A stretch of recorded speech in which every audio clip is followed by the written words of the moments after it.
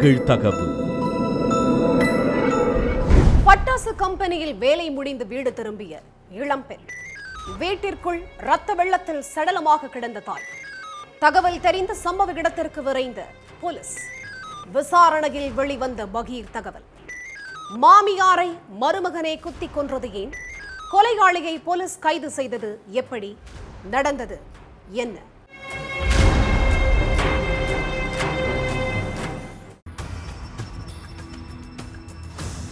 பட்டாசு கம்பெனிக்கு வேலைக்கு போயிருந்த மாரீஸ்வரி நைட்டு வீட்டுக்கு வந்திருக்காங்க. வீட்டுக்குள்ள காலடி எடுத்து வைக்கும் போதே கதவு திறந்திருந்ததை பார்த்து அவங்களுக்கு டவுட் வந்திருக்கு. பெருத்த சந்தேகத்தோடயே வீட்டுக்குள்ள போய் பார்த்தா நடு வீட்டுல அவங்களோட தாய் வீரமணி ரத்த வெள்ளத்துல இறந்து கிடந்திருக்காங்க. தாய் சடலமா கிடக்கிறத பார்த்து அதிர்ச்சியில உறைஞ்சு போன மாரீஸ்வரி உடனே பக்கத்து வீட்டுக்காரங்களை கூப்பிட்டு விஷயத்த சொல்லியிருக்காங்க. அதுக்கப்புறம் தகவல் தெரிஞ்சு சம்பவ இடத்துக்கு வந்த போலீஸ் சடலத்தை கைப்பற்றி விருதுநகர் கவர்மெண்ட் மெடிக்கல் காலேஜ் ஹாஸ்பிட்டலுக்கு அனுப்பி வச்சிருக்காங்க.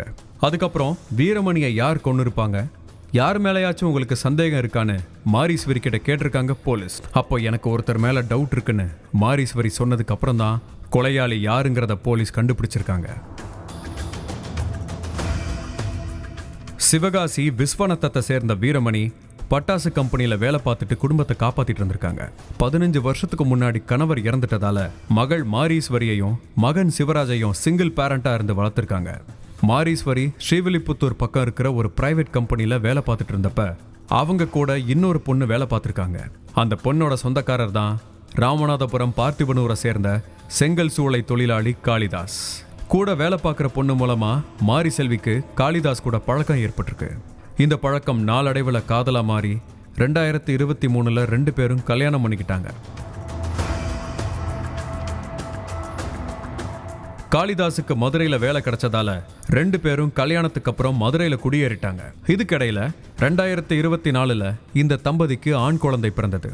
ஒரு சில நாள்லயே உடல்நிலை பாதிக்கப்பட்டு உயிரிழந்திருக்கு. அதுக்கப்புறம் கொஞ்ச நாள் அம்மா வீட்டுக்கு போயிட்டு வரேன்னு சொல்லிட்டு போன மாரீஸ்வரி கிட்டத்தட்ட 7 மாசத்துக்கு மேலாகியும் கணவன் வீட்டுக்கு வரவே இல்லை. அம்மா வீட்டிலேயே இருந்து அம்மா வேலை செய்யற பட்டாசு கம்பெனிலேயே வேலை பார்த்துட்டு இருந்திருக்காங்க. மாரீஸ்வரி தான் கூட சேர்ந்து வாழாததுக்கு மாமியார் வீரமணி தான் காரணம்னு நினைச்சிருக்காரு காளிதாஸ்.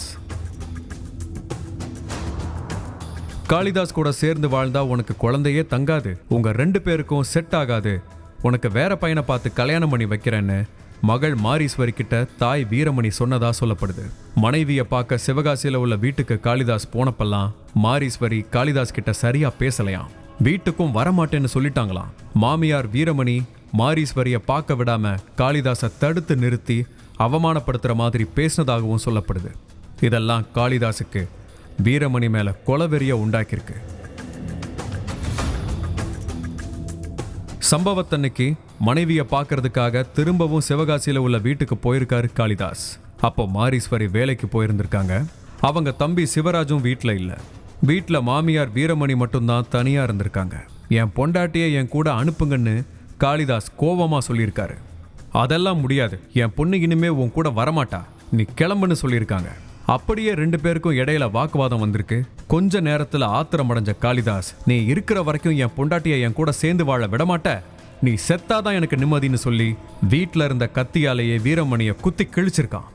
ஆவேசமாவும் ஆக்ரோஷமாவும் குத்துனதுல வீரமணியோட உடம்புல இருந்து ரத்தம் கொட்டி சம்பவ இடத்திலேயே துடிதுடிச்சு இறந்து போயிருக்காங்க. தன்னோட கணவர் கூட தான் கொஞ்ச நாளாவே பிரச்சனை போயிட்டு இருக்கு, அவர் தான் இதை பண்ணியிருப்பாருன்னு மாரீஸ்வரி போலீஸ் கிட்ட சந்தேகத்தோட சொல்லியிருக்காங்க. அதன் அடிப்படையில் விசாரணை பண்ண போலீஸ் சம்பவம் நடந்ததா கூறப்படுற மத்தியானம் 3 மணிக்கு அந்த ஏரியாவில் பதிவான செல்போன் நம்பர் எது எதுலாம்னு ட்ரேஸ் பண்ணி பார்த்துருக்காங்க.